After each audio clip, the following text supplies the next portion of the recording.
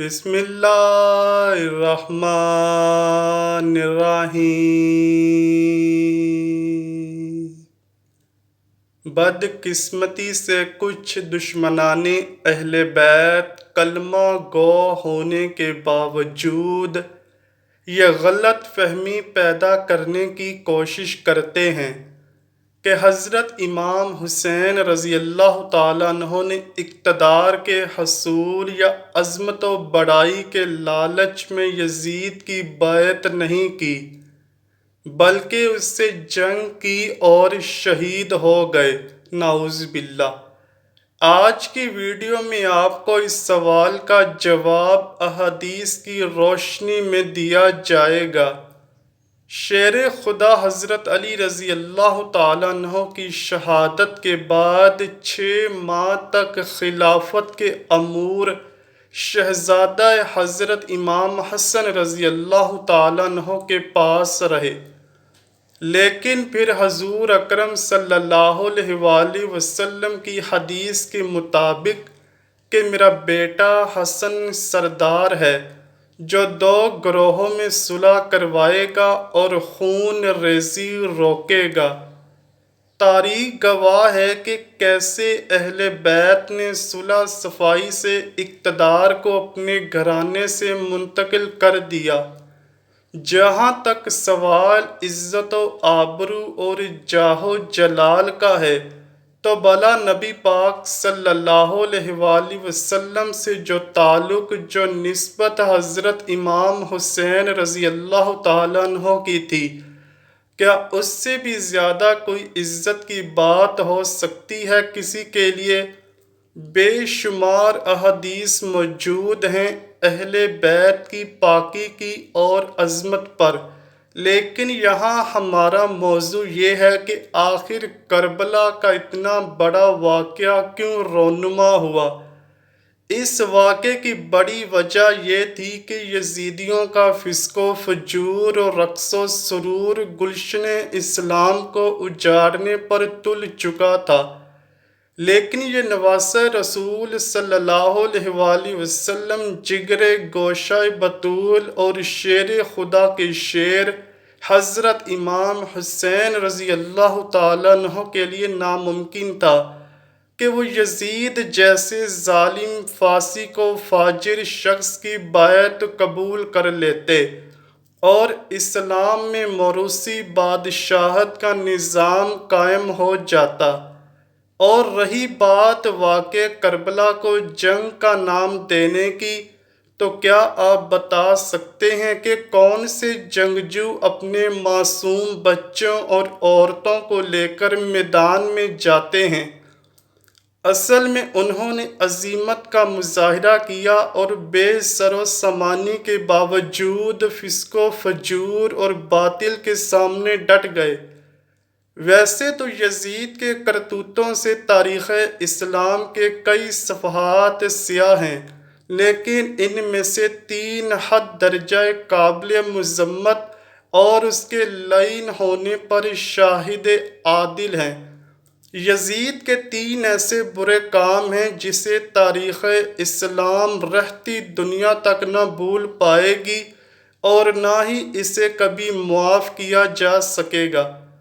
سب سے پہلا اور بڑا سیاہ کارنامہ جو یزید نے انجام دیا وہ اہل بیت اطہار کی دردناک شہادت تھی، جنہیں جان بوجھ کر کربلا کے میدان میں پڑاؤ ڈالنے پر مجبور کر کے اور پیاسا رکھ کے شہید صرف اس لیے کیا گیا کہ انہوں نے یزید کی بیعت نہ کی۔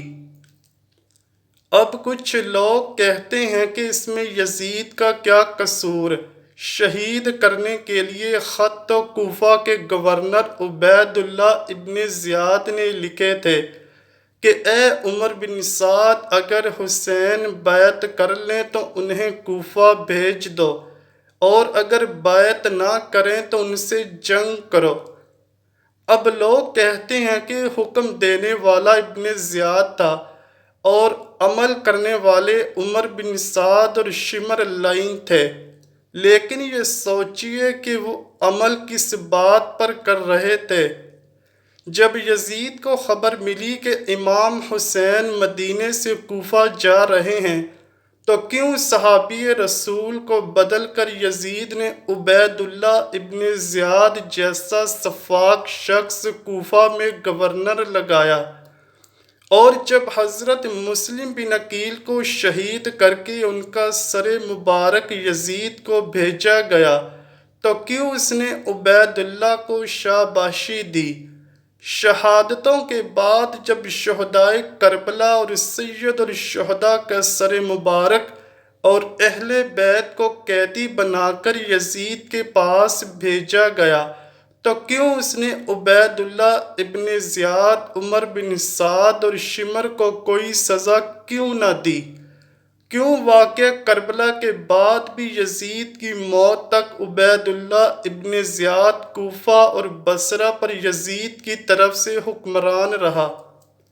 دوستو، صحیح بخاری کی حدیث نمبر 3748 اور جامعہ ترمذی کی حدیث نمبر 3778 میں ہے کہ جب حضرت امام حسین رضی اللہ تعالیٰ عنہ کا سر مبارک ابن زیاد کو پیش کیا گیا تو اس نے چھڑی سے ان کے دانت مبارک پر ضرب لگائی اور نازیبا الفاظ کہے۔ ایسے واقعات کے باوجود بھی ابن زیاد جیسا شخص اپنی مسند پر براجمان رکھنے کی وجہ یزید کے پاس آخر کیا تھی؟ یہ ساری باتیں اس بات کا منہ بولتا ثبوت ہیں کہ یزید کی سرپرستی میں ہی واقعہ کربلا ہوا، جیسا کہ صحیح بخاری کی حدیث نمبر 3110 اور مسلم کی حدیث 6309 میں حضرت امام سجاد زین العابدین فرماتے ہیں، جب میں اپنے والد کی شہادت کے بعد یزید کے دربار سے مدینہ پہنچا تو صحابی رسول مسوران مخرمہ میرے پاس آئے اور کہا کہ آپ کے پاس جو رسول اللہ صلی اللہ علیہ وآلہ وسلم کی تلوار ہے، جو رسول اللہ صلی اللہ علیہ وآلہ وسلم کے بعد حضرت علی رضی اللہ تعالیٰ عنہ، پھر حضرت حسن رضی اللہ تعالیٰ عنہ اور پھر حضرت امام حسین رضی اللہ تعالیٰ عنہ کے بعد آپ تک پہنچی ہے، وہ مجھے عنایت فرما دیں۔ مجھے ڈر ہے کہ بنو امیہ والے اس تلوار کو آپ سے چھین نہ لیں، لیکن میں نے کہا جب تک میری جان میں جان ہے اللہ کی قسم میں اس تلوار کی حفاظت کروں گا۔ یزید کا دوسرا سیاہ کارنامہ یہ ہے کہ اس کی فوج نے مدینے پر حملہ کر کے وہاں بے پناہ ظلم ڈھائے۔ امام احمد بن حنبل جو کہ امام بخاری و مسلم کے استاد ہیں، ان سے ان کے شاگرد محنہ بن یحییٰ نے یزید کے بارے میں مدینہ پر حملے کا پوچھا تو آپ نے فرمایا یزید وہی ہے جس نے مدینہ والوں کے ساتھ وہ کرتوت کی ہے جس کی مثال نہیں ملتی، اور اس نے مدینے کو لوٹا بھی۔ یزید کے مدینے پر اس حملے کے واقعہ حرہ کے نام سے جانا جاتا ہے، جہاں پر یزیدی فوج نے قتل عام کیا اور مدینہ کی حرمت کو پامال کیا۔ اسلامی تاریخ کا یہ سانحہ یزید کی حکومت میں سن 63 ہجری کا واقعہ پیش آیا۔ واقعہ کربلا کے بعد جب اہل مدینہ نے یزید کی بیعت ختم کی اور اس سے الگ ہو گئے تو اس نے اہل مدینہ پر فوج کشی کی اور حرہ کے مقام پر اس فوج نے اپنے ڈیرے ڈال دیے۔ اس وجہ سے اس واقعے کو حرہ کہا جاتا ہے، اور اس واقعے میں صحابہ کرام کو بھی نہ بخشا گیا۔ کئی دن لوٹ مار اور قتل عام جاری رہا، یہاں تک کہ تمام لوگ اپنے اپنے گھروں میں پناہ گزین ہو گئے۔ بہت سے صحابہ کو شہید کیا گیا، اور اس وقت مسجد نبوی صلی اللہ علیہ وآلہ وسلم میں حضرت سعید بن مسیب، جن کا شمار تابعین میں ہوتا ہے، موجود تھے، جب نماز کا وقت ہوتا تو روضہ رسول صلی اللہ علیہ وآلہ وسلم سے اذان کی آواز شروع ہو جاتی تھی۔ حضرت سعید بن مسیب فرماتے ہیں کہ جب نماز کا وقت ہوتا تو میں قبر شریف سے اذان کی آواز سنتا، پھر اقامت بھی ہوتی، میں اسی اقامت سے نماز پڑھتا۔ ان دنوں مسجد نبی صلی اللہ علیہ وآلہ وسلم میں میرے سوا کوئی نہیں ہوتا تھا۔ کتب احادیث اور تاریخ کی کتابوں میں اس کے دلائل موجود ہیں، جبکہ علامہ ابن کثیر نے مدائنی کے حوالے سے البدایہ والنہایہ میں لکھا ہے کہ یزیدی فوجیوں نے بہت سی پاک باز لڑکیوں کی عزت کو لوٹا اور 1000 صحابیات اور تابعیات بنا شادی کے حاملہ ٹھہری۔ روح لرز جاتی ہے یہ روایت پڑھ کے، اللہ اکبر۔ اور 3 دن تک مسجد نبوی صلی اللہ علیہ وآلہ وسلم میں گھوڑے باندھے رکھے اور مسجد نبوی صلی اللہ علیہ وآلہ وسلم میں نماز نہیں ہوئی۔ صحیح مسلم میں 3319، 3323، 3333 سے لے کر 3339 تک یہ 15-20 احادیث ہیں، جن کا لب لباب یہ ہے کہ آپ صلی اللہ علیہ وآلہ وسلم نے فرمایا، جس نے اہل مدینہ کو ڈرایا، اہل مدینہ کو دھمکایا یا مدینہ والوں پر ظلم کیا، اس پر اللہ کی لعنت، اللہ کے فرشتوں کی لعنت اور تمام لعنت کرنے والوں کی لعنت۔ اس کے بعد یزید کا تیسرا گھنونا کام جو کہ مکہ شریف پر حملہ کرنا تھا۔ مدینے سے فارغ ہونے کے بعد یزید پلید کے حکم سے اس کی فوج نے مکہ مکرمہ کا رخ کیا۔ حرم کعبہ کا محاصرہ کیا گیا اور خانہ کعبہ شریف پر منجنیق کی مدد سے پتھراؤ کیا گیا۔ خانہ کعبہ شریف میں آگ لگی اور پردے بھی جل گئے۔ حرم کعبہ میں حضرت اسماعیل علیہ السلام کے فدیے میں جنت سے بھیجے گئے دمبے کے سینگ محفوظ چلے تھے اور اسی واقعے میں وہ بھی جل گئے۔